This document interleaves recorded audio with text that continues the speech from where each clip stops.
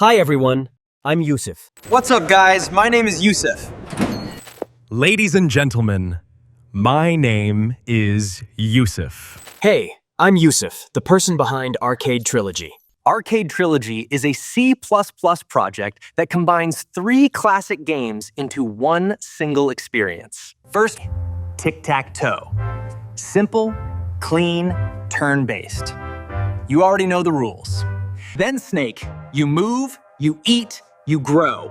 Hit 100 points and the next stage unlocks.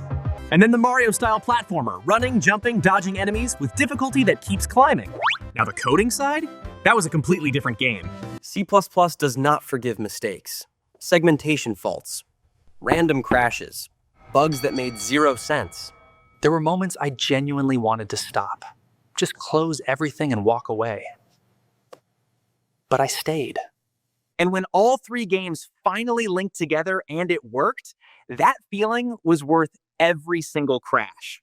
This is Arcade Trilogy, built from frustration, fixed with patience, and finished with pride.